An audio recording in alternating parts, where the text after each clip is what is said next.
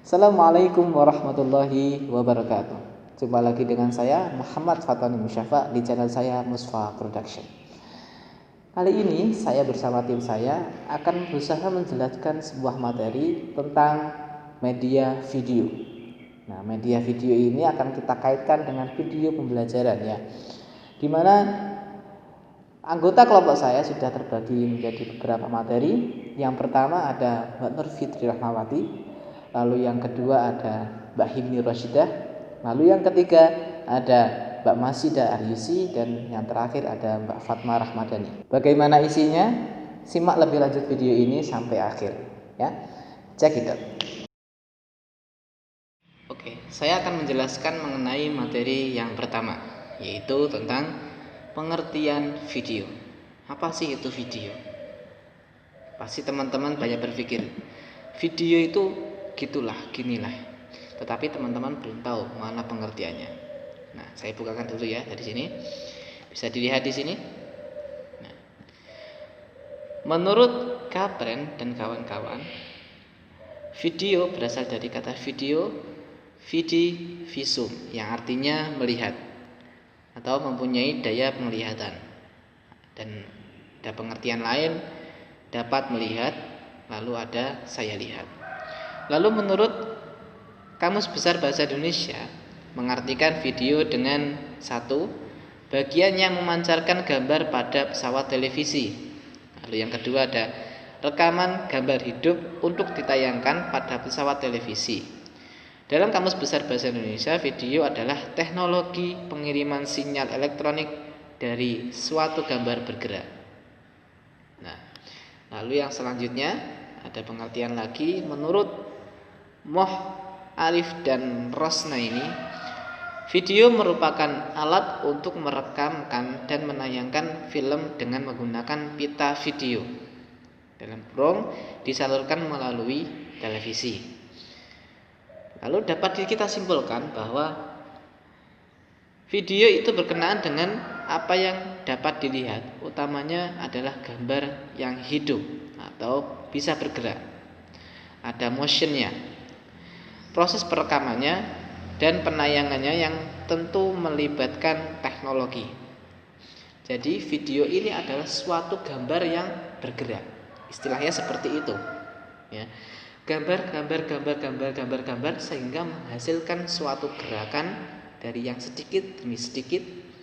Lama-lama dia akan berpindah tempat atau bergerak. Lalu pada materi selanjutnya ada materi sejarah dan unsur-unsur. Sejarah ditemukannya media video. Yang pertama adalah ditemukannya kamera fotografi pada abad 16 sampai 17. Keberadaan kamera foto video sangat berkaitan dengan terlebih dahulu ditemukannya fotografi dan film seluloid. Jadi dulu itu nggak ada yang namanya video, adanya fotografi. Nah, media foto itu namanya. Konsep foto dan grafos atau merekam gambar melalui cahaya dimulai dengan ditemukannya kamera pinhole sekitar pada abad ke-16 hingga 17, yaitu alat berupa kotak yang terbuat dari papan kayu, dan salah satu dinding kotak tersebut dilengkapi lensa obscure, yaitu lubang kecil tepat di tengah-tengah. Nah, teman-teman sudah pernah kan lihat di film-film zaman dulu seperti film Tom and Jerry lah. Itu ada jenis kamera yang terbuat dari kayu. Nah, lalu yang di belakangnya ini pasti akan ada penutupnya ya. Lalu pada yang ada di depan ada kameranya. Nah, itulah yang dinamakan fotografi. Jadi pada abad 17, pada abad 16 ditemukannya seperti itu sebelum ke video. Lalu pada era film seluloid atau mekanik. Dan ini maksudnya film seluloid itu adalah sejenis pita ya, sejenis pita perekaman yang yang berputar itu loh. Nah, itu namanya film seluloid. Hasil fotografi adalah citra atau ilusi suatu gambar tetap, sehingga tidak menghasilkan ilusi atau kesan gerakan. Perkembangan fotografi ini terus didorong dengan dirintisnya penciptaan film atau motion picture oleh Thomas Alva Edison dengan diciptakannya kineskop. Kemudian penemuan ini dikembangkan oleh Lumiere bersaudaranya pada tanggal 28 Desember 1894 dengan dibuatkannya sinematograf atau sinematografi, yakni piranti yang mengkombinasikan kamera sebagai alat untuk memproses film dengan proyektor menjadi satu. Jadi yang dinamakan sinematografi ini adalah kita menampilkan gambar-gambar yang sedikit kemudian lupa yang dapat menghasilkan suatu gerakan. Jadi dengan menggunakan media proyektor tersebut kita dapat menampilkan bahwa gambar itu mampu bergerak, padahal yang ditampilkannya hanya sebuah foto. Nah, pernah dengar kan? Pasti teman-teman sudah pernah dengar. Jadi itu adalah sejarahnya. Nah, setelah sejarah tersebut, setelah munculnya tersebut, media-media tersebut dikembangkan sehingga sekarang ini dengan perkembangan zaman sudah menghasilkan berbagai alat untuk menyediakan atau untuk perekaman sebuah video. Lalu ada unsur-unsur media video. Nah, unsur-unsur video ini ada 4. Yang pertama ada suaranya, kedua bisa berupa animasi, lalu ada grafik, dan ada teks. Nah, suara ini pasti akan ada. Jadi di dalam video pasti akan ada audio. Yang namanya kan video, jadi audio visual. Ada suaranya, ada gambarnya. Suara ini berbentuk multimedia tanpa bunyi disebut unimedia. Bunyi atau audio dalam multimedia, bunyi memainkan peranan penting dalam teknologi multimedia saat ini. Lalu yang kedua ada animasi. Jadi animasi ini sangat penting, bisa berupa video. Lalu ada grafik. Grafik itu ada gambar-gambar. Gambar-gambar itu bisa kita jadikan sebuah video juga. Lalu ada teks. Jadi teks itu bisa dirupakan sebuah video. Jadi inilah unsur-unsur sebuah media video. Oke, mungkin cukup penjelasan dari saya. Akan dilanjutkan oleh materi yang selanjutnya, yaitu Mbak Nur Fitri Rahmawati. Silakan. Perkenalkan, nama saya Nur Fitri Rahmawati. Nah, kali ini saya akan melanjutkan materi yang berikutnya, yaitu mengenai karakteristik media video. Nah, karakteristik kita ketahui terlebih dahulu mengenai pengertian dari karakteristik. Apa sih karakteristik itu? Nah, jadi karakteristik itu merupakan sifat atau ciri atau kualitas yang khas. Nah, secara umum karakteristik dalam media video itu sama dengan media televisi, yaitu yang pertama menampilkan gambar dengan gerak serta suara yang bersamaan. Jadi antara gambar dan juga suara itu bersamaan. Kemudian yang kedua karakteristiknya yaitu mampu menampilkan benda yang sangat tidak mungkin ke dalam kelas karena terlalu besar, terlalu kecil, atau terlalu abstrak. Contoh, dalam kelas kita tidak dapat membawa gunung yang terlalu besar ke dalam kelas. Maka dari itu, dengan media video kita dapat menampilkan gambar gunung atau video gunung kepada peserta didik. Kemudian terlalu kecil contohnya seperti kuman atau bakteri. Kemudian terlalu abstrak, konsep bencana. Nah, konsep bencana kita menjelaskannya pastinya tidak akan membuat siswa itu menjadi paham, namun siswa tersebut akan kebingungan. Nah, caranya yaitu dengan menggunakan media video ini. Kemudian karakteristik yang ketiga, mampu mempersingkat proses. Misalnya, proses penyampaian padi hingga panen.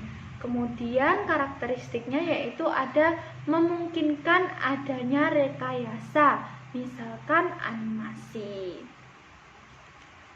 Lanjut, karakteristik media video pembelajaran, yaitu yang pertama ada kejelasan pesan. Apa sih maksudnya kejelasan pesan ini?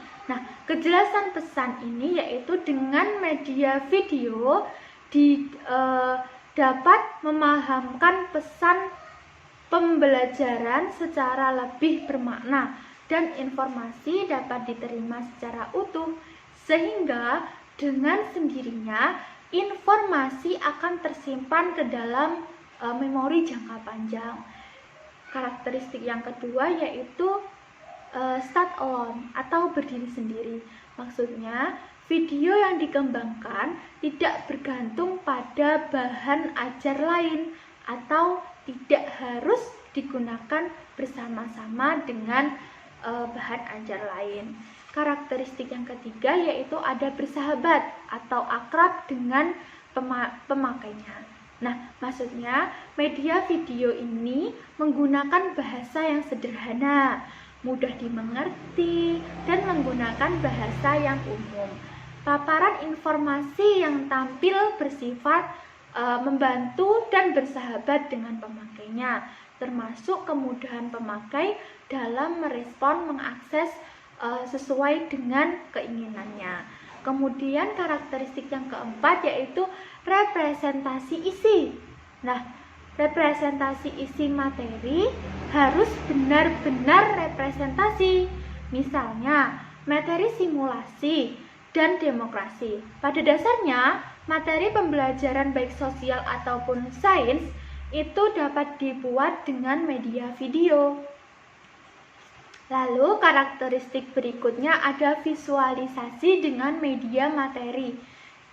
Media materi dikemas secara multimedia, terdapat di dalamnya teks, animasi, sound, dan video sesuai dengan tuntutan materi.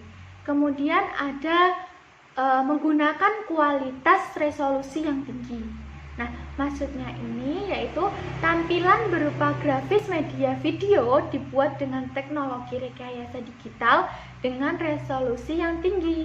Semakin tinggi resolusi, maka gambar tersebut akan semakin jernih. Nah, kemudian karakteristik yang terakhir ada dapat dilakukan secara klasikal atau individual. Video pembelajaran dapat digunakan oleh para siswa secara individual, tidak hanya dalam settingan sekolah, tetapi juga di rumah. Dapat digunakan dengan secara klasikal dengan jumlah siswa maksimal 50 orang, bisa dapat dipandu oleh guru atau cukup dengan mendengarkan video narasi dari narator yang telah tersedia dalam program. Lalu kemudian untuk materi berikutnya yaitu mengenai manfaat media video akan dijelaskan oleh teman saya.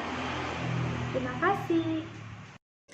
Baik, saya akan menjelaskan mengenai poin selanjutnya yaitu manfaat video pembelajaran.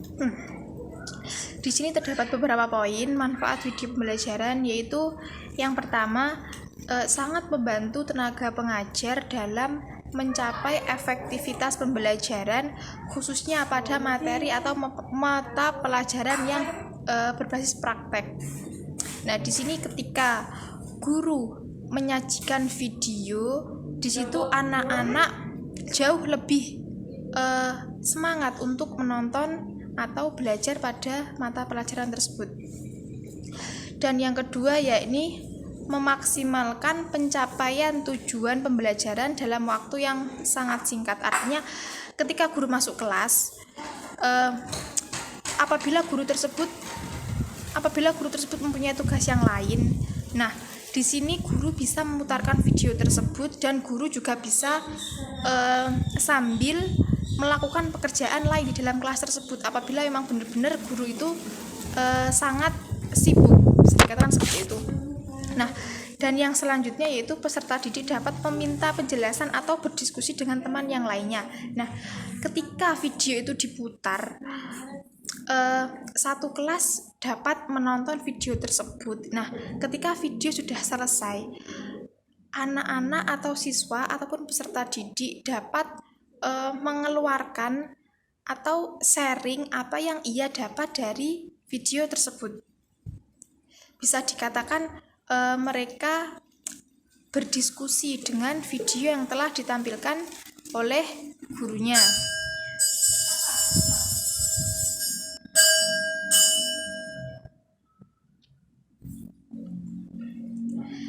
Yang keempat yakni yang selanjutnya yaitu peserta didik dapat belajar untuk lebih berkonsentrasi. Ketika guru memutarkan video di kelas, nah di situ anak-anak akan cenderung lebih bersemangat untuk melihat video tersebut dan mereka lebih bisa fokus untuk melihat video pembelajaran tersebut. Yang selanjutnya yakni peserta didik menjadi aktif dan termotivasi untuk mempraktekkan latihan-latihan yang terdapat dalam video tersebut. Contohnya contohnya saya mengajar mata pelajaran fikih dan itu di bab sholat. Nah, ketika saya mengajar bagaimana tata cara sholat, bagaimana gerakan sholat, dan ketika itu saya memperlihatkan video tata cara sholat dan lain sebagainya. Nah, di situ anak-anak cenderung bisa lebih menangkap. Nah, apalagi video tersebut kita kasih gambar ataupun animasi seunik mungkin, ditambah dengan mungkin lagu-lagu yang islami seperti itu. Nah, mungkin cukup itu manfaat dari video ini.